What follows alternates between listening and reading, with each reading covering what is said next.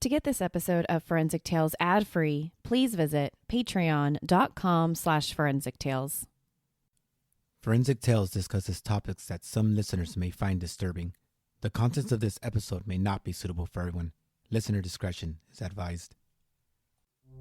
On January 15th, 1929, a human jawbone was found on a quiet Australian beach. The discovery set in motion an unbelievable mystery. Decade after decade, dedicated investigators came and went, but the case grew colder each day. The question remained, would the unidentified victim ever be identified? An international, decades-long search to identify the bones stirred the imagination of all who heard the story. Would this mystery ever be solved? Could modern forensic science finally unveil the answers that have eluded investigators for generations? This is Forensic Tales, episode number 200, The Sandy Point John Doe Story.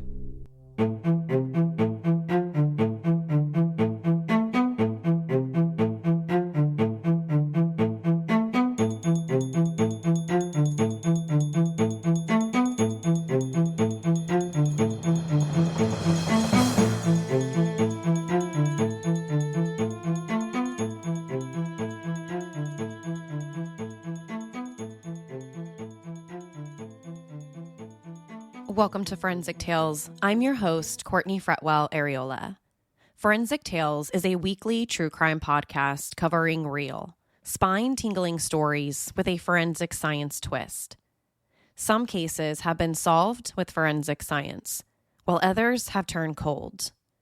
Every remarkable story sends us a chilling reminder that not all stories have happy endings.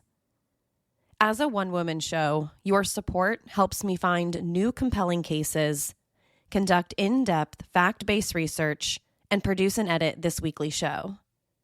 You can support my show in two simple ways. Become a valued patron at patreon.com/Forensic Tales and leave a positive review. Before we get to the episode, we've got a new supporter to thank, Gianna D. Thanks so much for becoming the show's newest supporter on Patreon. Now, let's get to this week's special episode. Thank you so much for listening to this very special episode of Forensic Tales, episode 200. Before we get to the Sandy Point John Doe story, I want to take a moment just to thank you. Thank you so much for supporting the show for the last 3.5 years now. Whether this is the first episode you've ever heard or if you've been listening since the very beginning.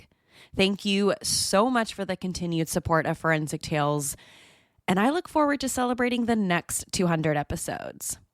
And with that, please enjoy this special episode. On January 15th, 1929, a human jawbone was discovered on the beach at Shallow Inlet near Sandy Point, Victoria, Australia, a small waterway on the south coast of Victoria and southeast of Melbourne. Since there wasn't much they could do in 1929, the jawbone was simply collected and stored away. The hope was that additional body parts would eventually wash up on the beach and they could be used to figure out who the jawbone belonged to. But nothing like that happened for decades. On Christmas Day 2017, a snorkeler spotted something strange while exploring the ocean floor in Shallow Inlet, the same exact spot where the jawbone was discovered decades earlier. Now, on any other day, not much happens there. Maybe a few other snorkelers are out there exploring the area, or you might see a few fishermen in their small boats trying to catch fish. But this particular day was different. While looking across the ocean floor, he saw something that instantly caught his attention. At first, he wasn't quite sure what it was. Maybe his eyes were playing a trick on him. But when he took a second look, he knew exactly what he was looking at. Bones. As someone who spent a lot of time in the water, this snorkeler knew that the bones didn't look like they came from a fish or any other type of water animal. His first thought was that they were human, a human skull to be exact. Now, the snorkeler might not have known it then, but his discovery would set into motion an investigation that would unravel a 95-year mystery. Police divers dove to the bottom of the ocean floor where they found exactly what the snorkeler saw, a human skull. But when they expanded their search, they found more bones. Buried beneath 20 centimeters of sand near the skull, the police divers found a complete skeleton. They found everything except for the jawbone. But they only found bones during their search. No clothes, nothing else. Whoever this person was would need to be identified with only bones. Right away, the police knew that this wouldn't be your straightforward death investigation. For starters, this was a really unusual place to find a body. The Shallow Inlet wasn't a place known for finding bodies, whether it was someone who accidentally drowned or even had their bodies dumped there. It just wasn't that type of place. Second, the only evidence investigators had to work with were bones. No ID, no clothing, not even skin. They basically had nothing. We all look similar as humans when we're stripped away from our clothing and our skin. Our bones are the same. You can't immediately tell whether we're male or we're female, where we come from or what our ancestry is. Bones are simply bones, at least to the untrained naked eye. So there wasn't anything they could do to try and figure out who this person was, at least not right away, let alone try to figure out how they ended up in the water. And finally, there weren't any clues to suggest how this person died. Not only would it be hard to ID this mystery person, but it was also going to be an uphill battle trying to figure out exactly what happened to him or her. Did he or she drown? Did they accidentally fall in? Was it a homicide victim? Maybe the water was the killer's dump site. Without identification or any obvious clues on the body, investigators simply didn't have any answers to these questions. Without figuring out who this person was, the police handed over the remains to the Victorian Institute of Forensic Medicine, Australia's largest forensic science institute. The bones were looked at by an anthropologist, Dr. Samantha Robentham, and a forensic pathologist, Dr. Matthew Lynch. They were also sent to a forensic anthropologist to try and find any clues about who this person was, or even be able to figure out how old they were. Based on everything they could find, they believed the remains came from a Caucasian male, likely to be somewhere between 21 and 37 years old. And based on the size and length of the bones, they estimated he was about 169.7 centimeters tall, or 5'5". But that was all they could really figure out because, one, the bones were so old, and two, they had clearly been in the water for years, probably decades. Odontologist Dr. Lyndall Smith also provided the police with a report. In his report, he agreed with most of the findings that the other three experts did: the anthropologist, the forensic pathologist, and the forensic anthropologist. But there was one key difference in his report. He thought the man might be as old as 50. Now, the original experts said they believed 21 to 37. And Dr. Smith agreed with the 21 years old part. He didn't think that he could be any younger than that. But based on his examination of the remains, he thought he could be as old as 50 rather than 37. He also talked about the man's dental work. Based on his review of his teeth, he believed he had received dental work in another country, quite possibly the U.S. He didn't think the quality of his dental work was something that was done in Australia, which made him think that he got it done somewhere overseas. This also suggested the man might not even be from Australia. Maybe that's just simply where his remains ended up. After an anthropologist, forensic pathologist, forensic anthropologist, and an odontologist failed to identify this man, the remains were sent to a molecular biologist. Despite there only being bones, the molecular biologist was still able to pull a partial nuclear DNA profile and a complete mitochondrial DNA profile. Both sets of DNA profiles were compared to all of the Victorian missing persons profiles in the Victorian Missing Persons DNA database. But they didn't find a match. The DNA didn't belong to anyone in the system. But this really didn't surprise anyone. They knew the remains had probably been in the water for decades before they were found in 2017. So the chances of having this person's DNA profile on record anywhere were pretty much slim to none.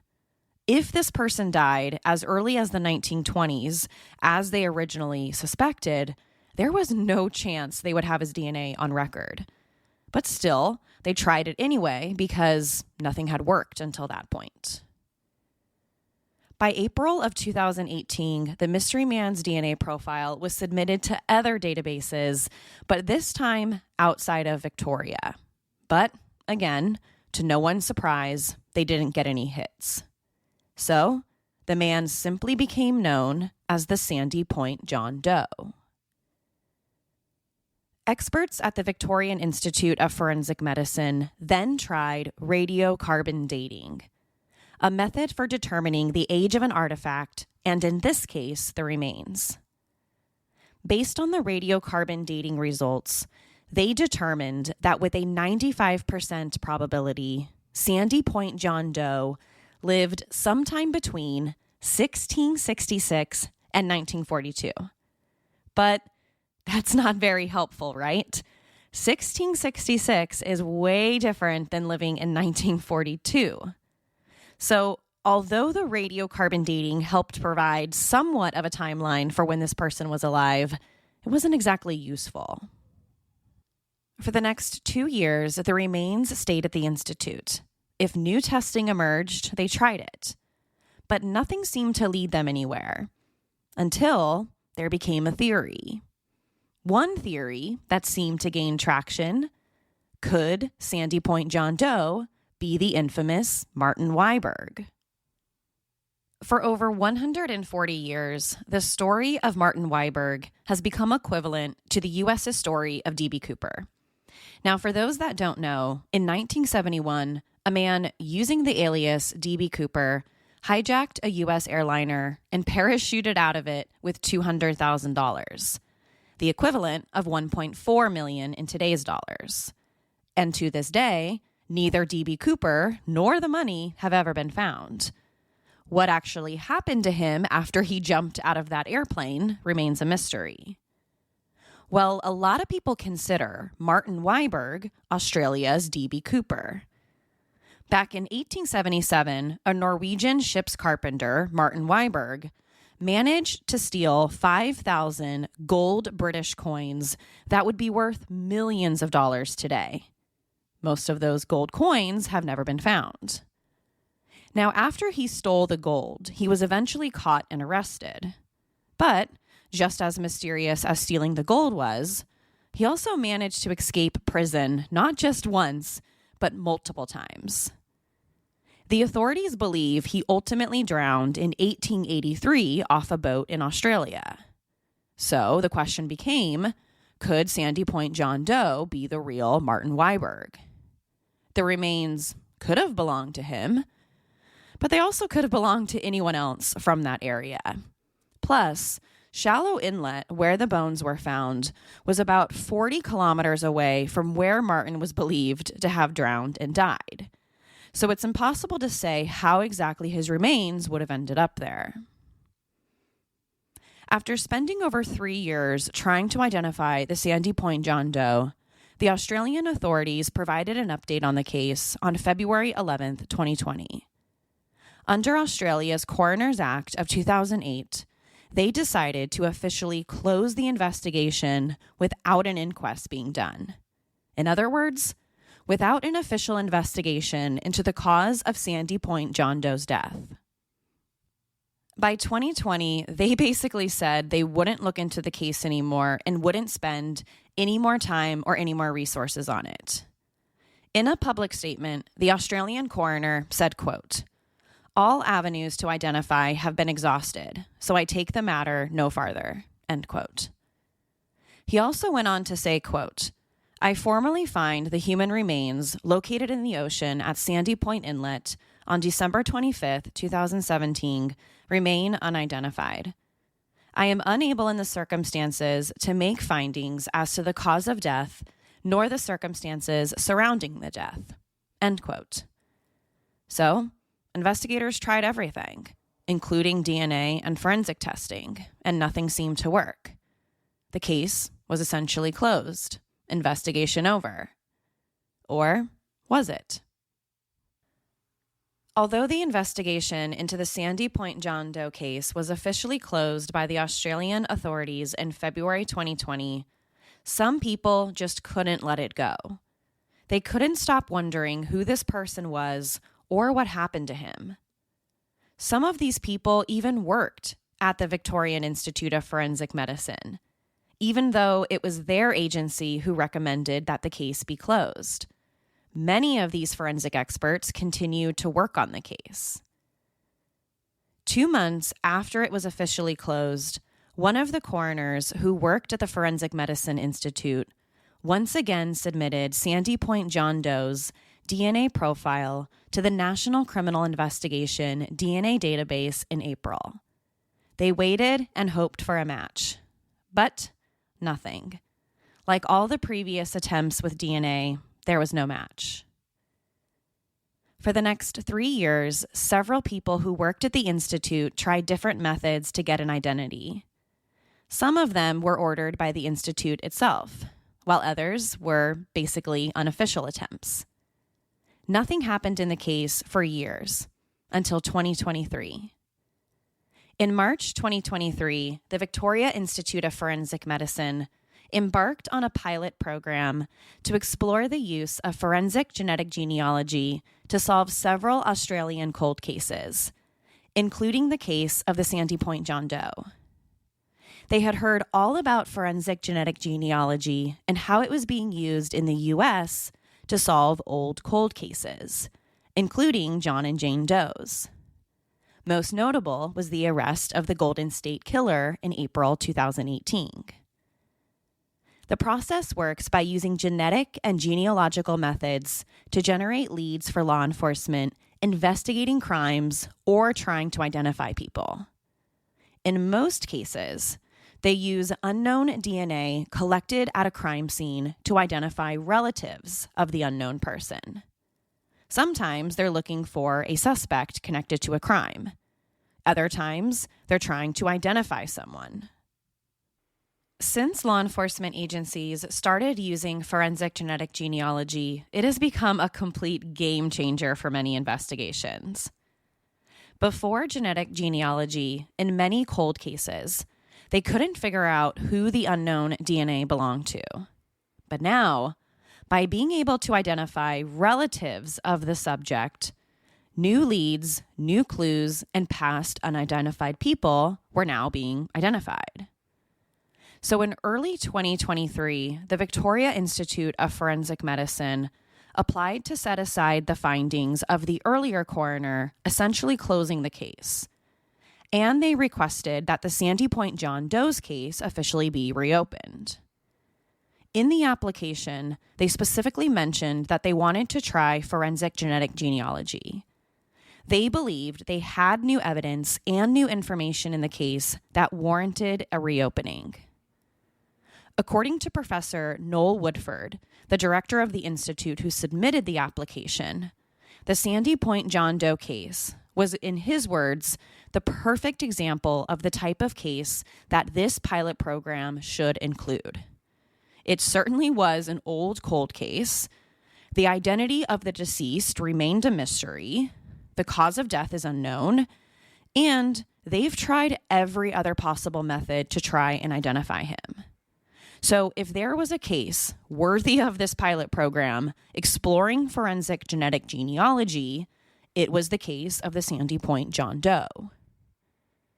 Now, it took several weeks, but as soon as the application was approved, all of the skeletal remains left in the case were sent to Othram in the U.S., a private lab based in the woodlands of Texas, specializing in genetic genealogy. Now, it's not uncommon or unheard of for law enforcement agencies or institutes to turn to private labs to have this type of forensic testing done. In many cases, police departments don't have their own crime labs equipped with these types of machines and testing capabilities, or they just simply don't have the resources. So, enter Othram. But this type of advanced DNA and genetic testing isn't free, and it's certainly not cheap. Even just one of these cases can cost anywhere from $5,000 up to about $10,000, and sometimes even more than that. So when law enforcement agencies, or in this case, institutes, want a lab to perform genetic genealogy, either on a DNA sample or on human remains, they have to first make sure that they have the money to do it. In Othram's case, most of the testing they do is either funded by donations or crowdfunding. Sometimes an individual person or an agency will pay for the testing to be done on a particular case. And for others, cases are funded by multiple sources. Either way, the testing can't be done until they have enough money. So once the Australian officials secured the funding to pay for this type of advanced DNA testing, they shipped the skeletal remains to Othram in Texas. Using what they call their proprietary forensic-grade genome sequencing, scientists at Othram were able to create a full genealogical profile of the man. This is a massive step forward because typical methods to obtain DNA for identity purposes are generally not comprehensive enough to get a profile of someone who's both deceased and who has been submerged at sea for over 90 years. So they could only get a usable genealogical profile using Othram's more sophisticated methods. Dr. Kristen Middleman, the Chief Development Officer at Othram, told Crime Online this, quote, "You can't do forensic genetic genealogy, and you can't do the actual genealogy part until you have a profile that gives you matches and good matching. Unfortunately, most of these cases were failing at not being able to build this profile because they were using medical or consumer samples. And actually, all other companies are still doing so. What we did here at Othram is we built technology to be able to work with the most intractable evidence out there. The skull was found in salt water, and it has floated around salt water for 95 years. You can imagine the contamination that takes place when DNA is exposed to those types of elements." End quote. After developing the DNA profile, it was returned to investigators in Australia. As soon as they got it back from Othram, they uploaded the new DNA profile to as many databases as they could get their hands on, searching for at least one relative of Sandy Point John Doe. They knew the chances of his actual DNA being in any of these databases were still zero, but they didn't need to find an exact match to finally find an identity. All they really needed to do was find at least one good, promising relative, maybe a great-great-grandparent or a distant cousin. They only needed to find one person related to him. And this persistence paid off. Several weeks after submitting the profile created by Othram to various DNA databases, they found a distant relative, a cousin of Sandy Point John Doe.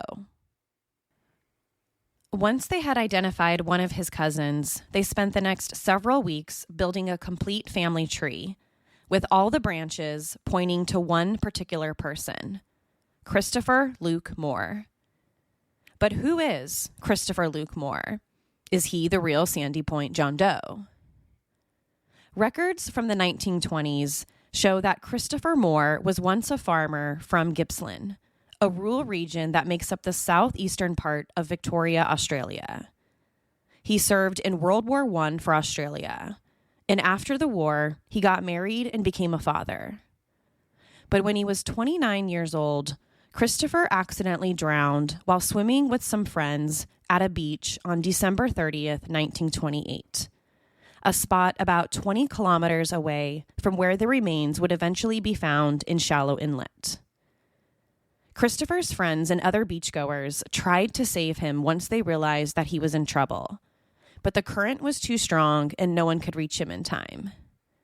Now, here's the interesting part.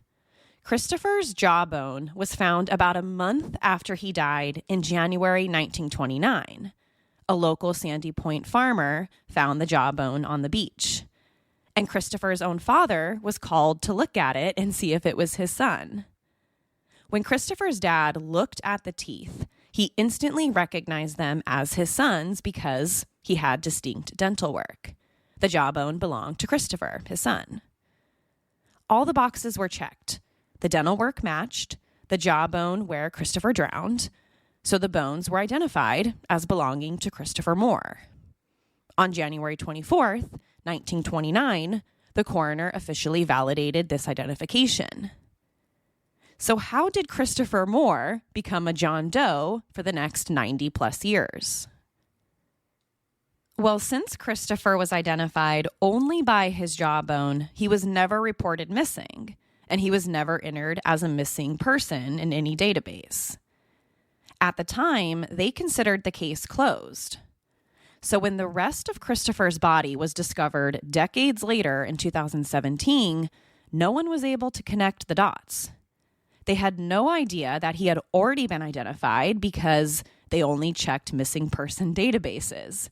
And again, Christopher was never reported missing. The authorities in Australia had no idea they actually found part of Christopher just a month after he died. The next step was to find any living relatives of Christopher's to compare DNA. At this point, they had a pretty good idea that Sandy Point John Doe was in fact Christopher Luke Moore, but they needed to put the cherry on top. They needed DNA proof. Through investigative work, the authorities were able to track down a possible living grandniece of Christopher's. When they reached out and spoke to her, she basically confirmed everything. She said she had a grand uncle who died in 1928 after he accidentally drowned while swimming with some friends. And she said she was happy to provide the authorities with a sample of her DNA. After the sample was received, it was compared to the profile that Othram created from the skeletal remains.